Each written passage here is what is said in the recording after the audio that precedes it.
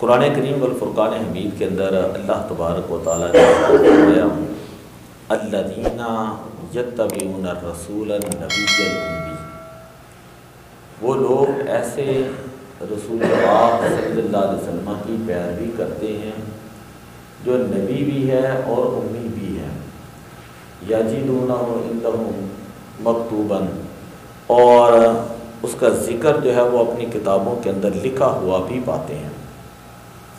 یہودی جو تھے وہ حضور علیہ الصلوۃ والسلام کو ایسے پہچانتے تھے جس طرح کہ باپ اپنے بیٹے کو پہچانتا ہے، لیکن صرف حسد کی وجہ سے وہ لوگ حضور علیہ السلام پر ایمان نہیں لائے۔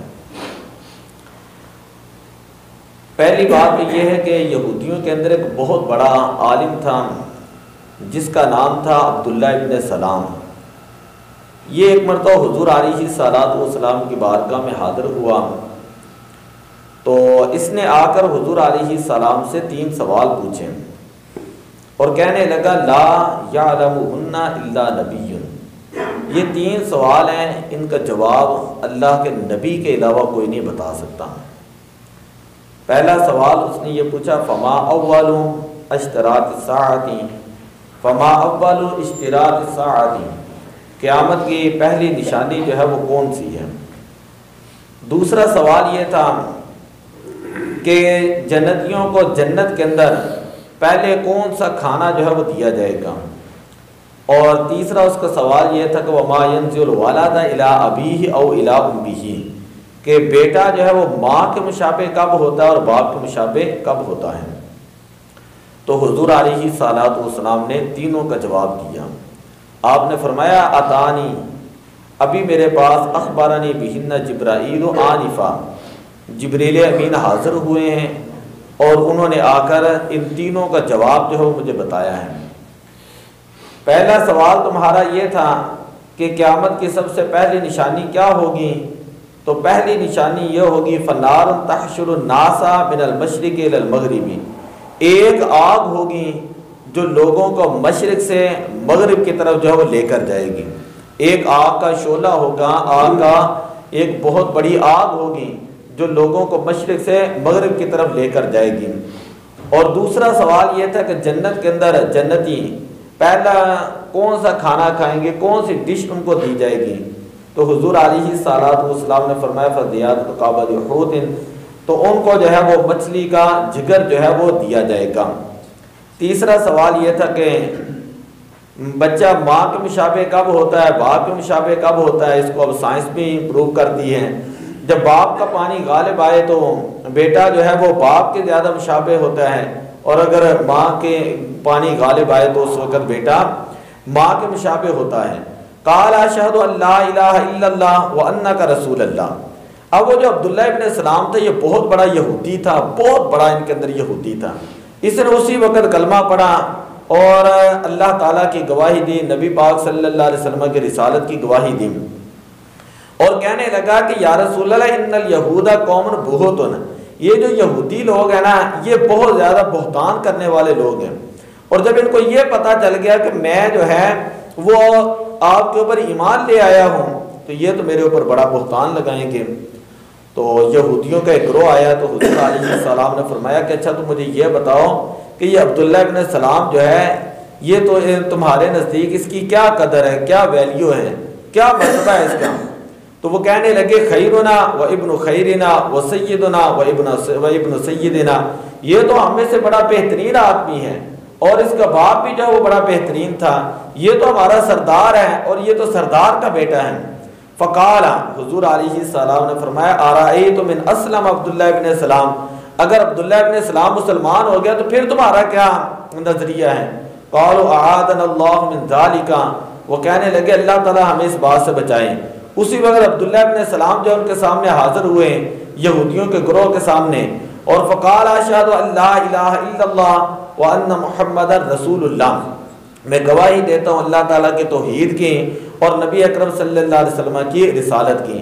فقال شرنا و ابن شرنا، اب وہ کہنے لگے تم تو بہت برے ہو اور تمہارا باپ بھی ایسے ایسے تھا۔ تو تو عبداللہ بن سلام جو مسکرا کر کہنے لگے یا رسول اللہ یہی بات تھی، کنت اخاف یا رسول اللہ، یہی بات تھی کہ جس کی وجہ سے میں ڈرا کرتا تھا. یعنی یہودیوں کو پتا تھا کہ حضور علیہ الصلوۃ والسلام اللہ کے آخری نبی ہیں، اور انہوں نے اپنی کتابوں کے اندر بھی یہ بات پڑھ لی تھی، لیکن صرف حسد کی وجہ سے وہ حضور علیہ السلام پر ایمان نہیں لاتے تھے. تو قرآن پاک کی جو میں نے آیت کریمہ پڑھی ہے وہ یہ ہے الذین یتبعون الرسول النبی الامی، جو لوگ حضور علیہ السلام کا کلمہ پڑھتے ہیں وہ ایسے رسول ہیں جو نبی ہیں، جو رسول بھی ہیں اور نبی بھی ہیں. کئی دنیا کے اندر ایسے آئے ہیں جو صرف رسول ہوتے تھے، نبی نہیں ہوتے، اور کئی وہ ہوتے جو نبی ہوتے رسول نہ ہوتے. رسول اور نبی کے اندر فرق یہ ہوتا ہے کہ جو نبی ہوتا ہے وہ پہلی ہی شریعت کی آگے تبلیغ کرتا ہے. یہی وجہ ہے کہ نبیوں کی تعداد زیادہ ہے، نبیوں کی تعداد 1,24,000 کم و بیش ہے، اور جو رسول ہوتے ہیں وہ نئی شریعت نیا دین جو ہے وہ لے کر آتے ہیں. یہی وجہ ہے کہ رسولوں کی تعداد جو وہ 313 ہے. تو یہ ہے کہ حضور علیہ الصلوۃ والسلام نبی بھی ہیں اور رسول بھی ہیں. اور تیسرا لفظ اللہ تعالیٰ نے بیان فرمایا امی، کہ نبی اکرم صلی اللہ علیہ وسلم کائنات میں کسی سے پڑے ہوئے نہیں ہیں. بعض لوگ یہ کہتے ہیں کہ دیکھیں جی حضور علیہ الصلوۃ والسلام کو اللہ تعالیٰ نے قرآن کے اندر یہ امی کہا ہے، تو معاذ اللہ امی کا مطلب ہوتا ہے ان پڑھ، تو ہم ان کو کہتے ہیں امی کا مطلب ان پڑھ نہیں ہوتا. اب دیکھیں جب پہلی وحی نازل ہوئی ہے جبریل امین نے آ کر غار حرا کے اندر کیا فرمایا، جبریل امین پہلی وحی لے کر آئے تو عرض کی کہ اقرا بسم ربک الذی خلق، اے پیارے حبیب اپنے رب کے نام سے پڑھیں. تو بخاری شریف کی پہلی روایت ہے حضور علیہ السلام نے فرمایا با انا بقارئ، میں پڑھنے والا نہیں ہوں، میں پڑھنے والا نہیں ہوں. اب یہاں پر بھی کئی لوگوں نے ترجمہ کرتے ہوئے یہ کہا کہ حضور نے فرمایا میں پڑھا ہوا نہیں، تو بقارئ اس میں فاعل کا صیغہ ہے، اس میں فاعل کا صیغہ، اور پڑھا ہوا نہ ہونا یہ اس میں مفعول کا معنی ہے، تو اس میں فاعل کے اندر اس میں فاعل ہی کا معنی کیا جائے گا. تو حضور علیہ السلام نے فرمایا میں پڑھنے والا نہیں ہوں. اور ماں کے اندر علماء نے احتمال لکھے ہیں، یہاں تو ماں جو ہے وہ نافیہ ہے یا ماں زائدہ ہے، تو اب اس کا مطلب یہ ہوگا یا ماں استفہامیہ ہے کہ حضور علیہ السلام نے فرمایا کہ اے جبریل ما انا بقارئ، میں تجھ سے پڑھنے والا نہیں، میں تجھ سے پڑھنے والا نہیں. ما نافیہ کی صورت میں اور ما زائدہ کی صورت میں مطلب ہوگا کہ جبریل میں پڑھنے والا ہوں. اور تیسرا ما استفہامیہ، اس کا مطلب ہوگا کہ جبریل ما انا بقارئ، کہ میں پڑھنے والا تو ہوں لیکن میں تجھ سے کیوں پڑھوں، میں تجھ سے کیوں پڑھوں. بعثت معلما، اللہ تعالیٰ نے مجھے معلم کائنات بنا کر بھیجا ہے کہ حضور علیہ السلام نے جو کچھ پڑھا ہے وہ اللہ تبارک و تعالیٰ سے پڑھا ہے. اگر کوئی شاگرد نالائق، آخری بات میں کرتا ہوں، اگر کوئی شاگرد نالائق ہو جائے تو اس کی 4 وجوہات ہوتی ہیں. یا تو شاگرد جو ہے وہ خود واقعی ہی نالائق تھا اور وہ اس کا اتنا ذہن نہیں تھا، وہ اس بات کو پک نہیں کر سکا، یہ ذہن تھا لیکن پڑھائی کے اندر اس نے ذوق نہیں لگایا. یا دوسری وجہ یہ ہوتی ہے کہ اگر شاگرد نالائق ہو جائے کہ جو پڑھانے والا استاد تھا وہ استاد ہی اس قابل نہیں تھا، وہ ہی نالائق تھا، یا اس کو وہ اپنے سبجیکٹ کے اندر مہارت ہی نہیں تھی. اب سائنس کا جو سبجیکٹ ہے اس کو پڑھانا ہی نہیں آتا لیکن اس کو آپ نے سائنس کے لیے لگا دیا ہے. تو یہاں کا استاد ہی اپنے سبجیکٹ کے اندر نالائق ہوگا، اس کو کمان حاصل نہیں ہوگی. 2 وجہ. تیسری وجہ یہ کہ استاد بھی لائق ہے، اسٹوڈنٹ بھی لائق ہے، لیکن جو پڑھائی جانے والی کتاب ہے وہ بڑی واہیات قسم کی کتاب ہے، وہ اس قابل ہی نہیں ہے کہ وہ پڑھائی جائے آگے والے کو. ٹھیک ہے، تیسری 3 باتیں ہو گئی.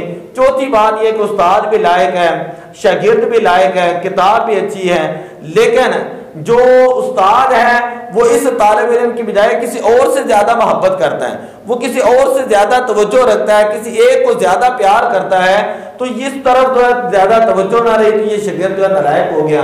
تو جہاں پر پڑھانے والا اللہ تبارک و تعالیٰ ہو، پڑھانے والا اللہ تعالیٰ ہو، پڑھنے والے نبی پاک صلی اللہ علیہ وسلم ہوں، اور جو کتاب پڑھائی جا رہی ہو قرآن پاک ہوں، اور نبی بھی پھر ایسے ہوں کہ جس کے بارے میں اللہ قرآن کے اندر ارشاد فرماتا ہے وَمَا أَرْسَلْنَاكَ إِلَّا رَحْمَةً لِّلْعَالَمِينَ. پھر اللہ قرآن کے اندر یہ کہتا ہے اے بندے تجھے رب کے بارے میں کس چیز نے غرور کے اندر ڈال دیا ہے.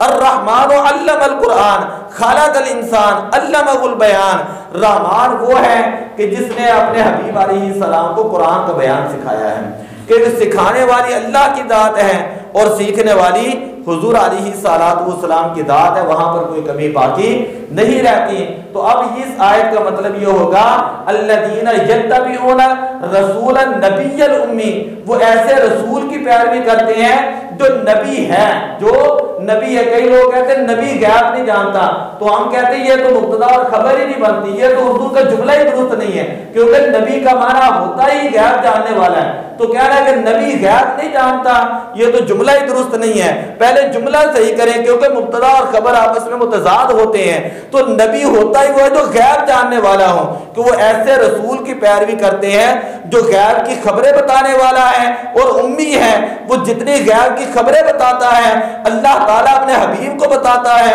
اور حبیب علیہ السلام کائنات کو خبریں جو آ کر بتاتے ہیں۔ اللہ بلکی توفیق عطا فرمائے۔ الصلاۃ والسلام علیکم۔